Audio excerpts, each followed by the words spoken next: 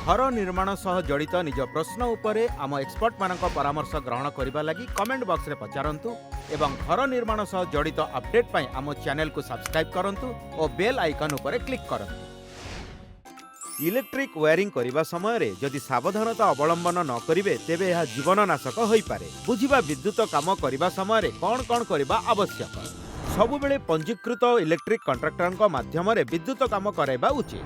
घरर plan प्रस्तुत करने समय रे इलेक्ट्रिकल कनेक्शन रो प्लान प्रस्तुत करंतु। आर्थिंग भल भाबे होइछि ना नाही यह इंजीनियरंक ठारु सुनिश्चित करंतु।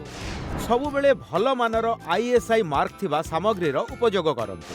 गोटिए पॉइंट रे अनेक गुड़िए पॉइंट बा कनेक्शन करंतु नाही। विद्युत उपकरणर सुरक्षा पाई फ्यूज व्यवहार करबा उचित। विद्युत संयोग को पानी और गरमर उत्सरु दूर रे रखंतु। जीवंत तार को खोला रखिबा उचित नुहे। यह फल रे अघटन हेबार विपद थाए।